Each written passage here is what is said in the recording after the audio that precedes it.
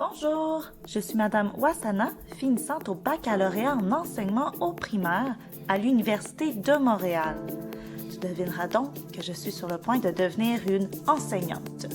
J'espère que toi, tu vas bien et que tu es en pleine forme pour réaliser une situation d'application en mathématiques. Ne t'inquiète surtout pas, je suis là pour t'accompagner tout au long de cette tâche. Ensemble, nous allons réfléchir afin de trouver la meilleure démarche possible pour résoudre le problème mathématique qui te sera présenté. À la fin de cette capsule, non seulement tu seras en mesure de transformer un nombre décimal en notation fractionnaire, mais tu seras également capable de le transformer en pourcentage. Réaliser ces transformations te garantiront une réussite. Avant de débuter l'activité, assure-toi d'avoir le matériel nécessaire à la réalisation de la tâche. Si tu as un crayon effaçable, tu pourrais te créer un tableau de numération sur une feuille brouillon que tu peux insérer dans une feuille protectrice, comme celle-ci, ou tout simplement utiliser un tableau effaçable. Assure-toi également d'avoir imprimé à l'avance la feuille sur laquelle tu auras à laisser les traces de ta démarche. Elle s'intitule « La course d'orientation ». Attention, à certains moments, tu devras mettre la vidéo en pause afin de réaliser certaines tâches seule. Lorsque tu auras terminé toutes ces tâches, tu pourras continuer de faire jouer la vidéo afin de valider ton raisonnement avec moi. Alors, encore une fois, je suis là pour t'accompagner dans ton apprentissage. Est-ce que tu es prêt à relever ce défi avec moi? Allons-y! Afin de résoudre un problème mathématique, il faut d'abord se familiariser avec le contexte. Je t'invite donc à bien lire la situation qui t'est présentée, à bien observer les données du tableau et à surligner la tâche qui t'est demandée. Lorsque tout cela sera fait, tu pourras continuer le visionnement de la vidéo. Il est donc temps de mettre la vidéo en pause. Savais-tu que la course d'orientation est un sport qui se déroule généralement dans la forêt? À l'aide d'une carte et d'une boussole, les participants doivent trouver un nombre de balises le plus rapidement possible. C'est peut-être un sport que tu aimerais ou que tu as déjà essayé? À la suite de la lecture, je comprends que tu devras établir le classement final de la course tout en ordonnant les résultats par ordre décroissant. D'abord, est-ce que tu te souviens ce que signifie le terme décroissant? Également, en observant les résultats du tableau, est-ce qu'il est facile pour toi d'ordonner en ordre décroissant les données?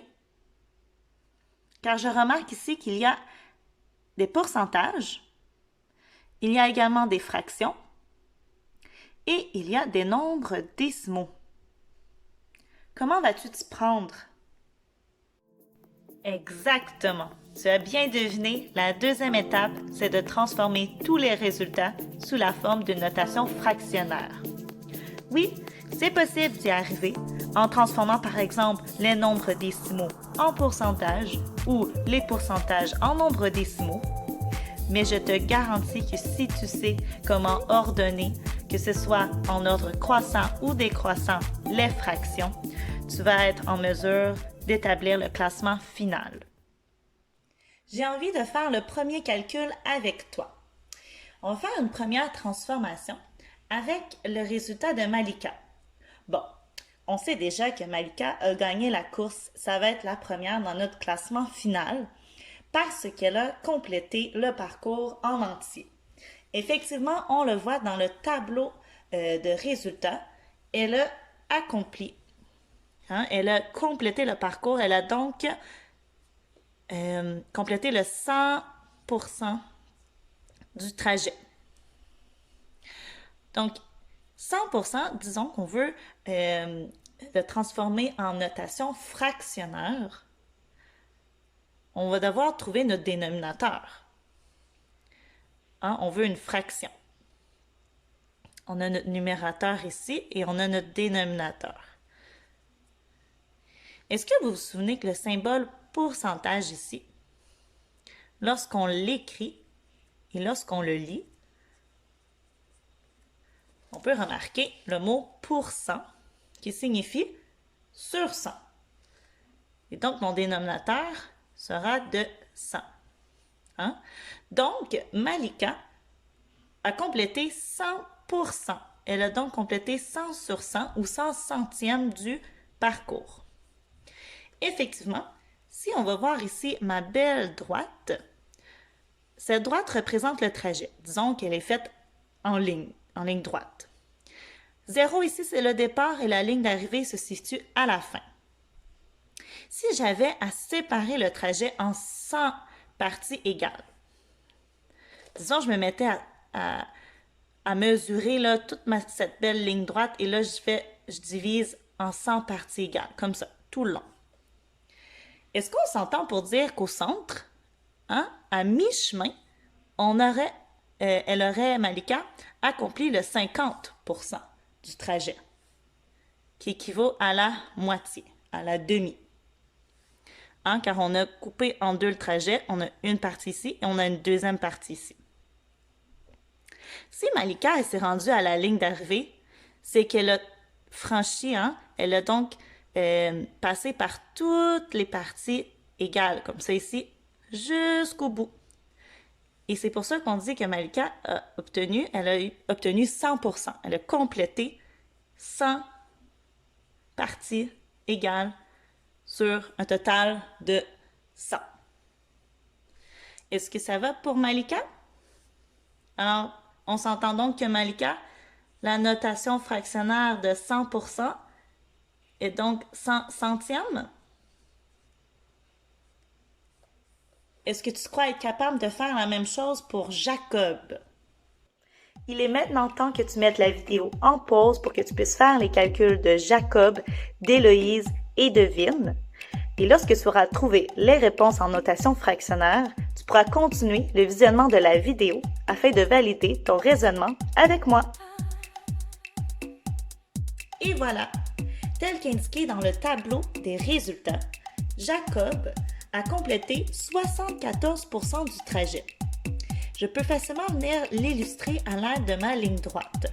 Donc, j'ai décidé ici de faire des bonds de 10 à chaque partie égale pour me rendre finalement à 100 au bout du trajet.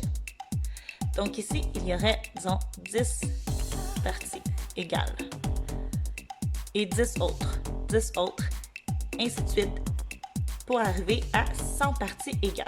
Comme il a complété le 74%, je peux me rendre sur ma droite, ici, arriver à 74.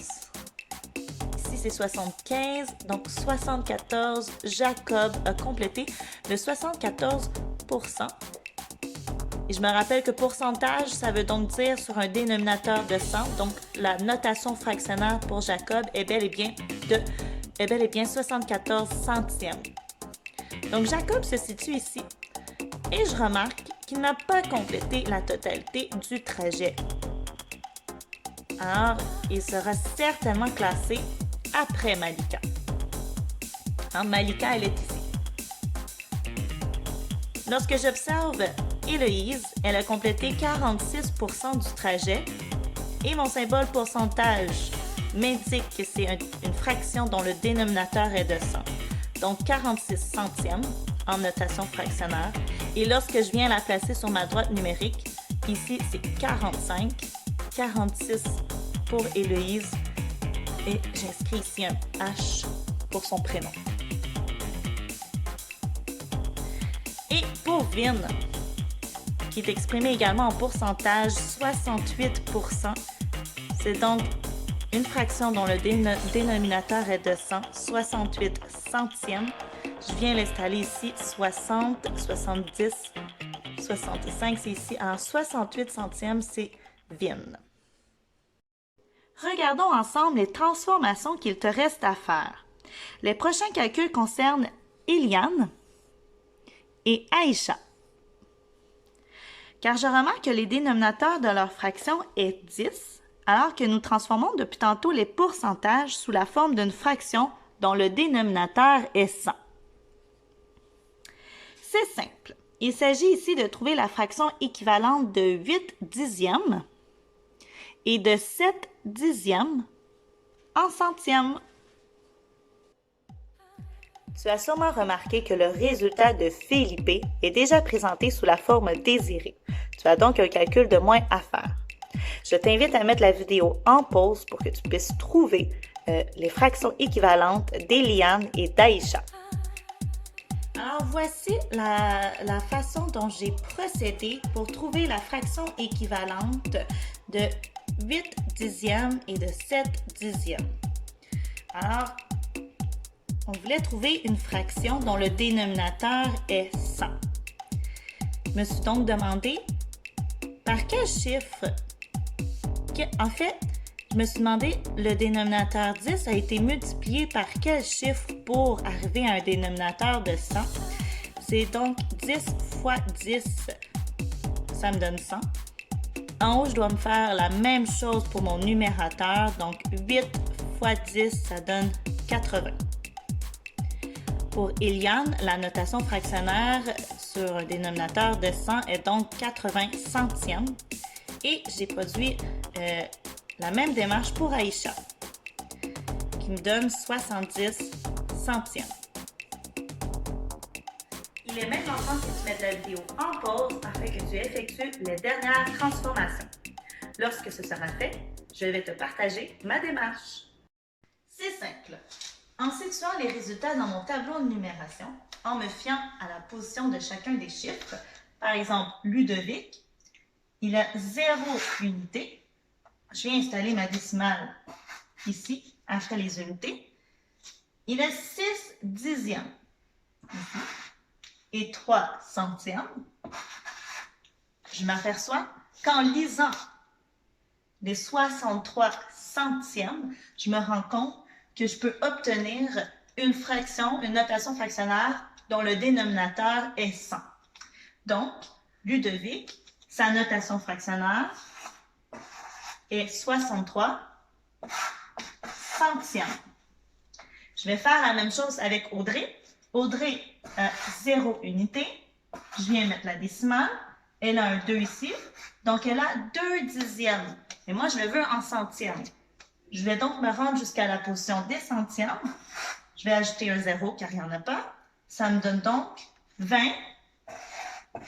centièmes. Et finalement, pour Baoty, il a 0 unité et il a 87 centièmes. Ça donne donc une fraction 97 centièmes.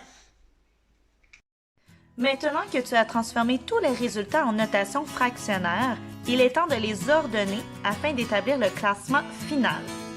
Dans la troisième rangée du tableau, ici, à côté de Malika, tu devras inscrire le nom de ses camarades dans l'ordre. Donc, qui a obtenu la deuxième place, la troisième, la quatrième, etc. Si toi, tu crois que c'est Jacob, alors tu vas écrire le nom de Jacob dans la troisième rangée. Et en haut, tu vas inscrire son résultat initial, sous la forme initiale, donc 74 %.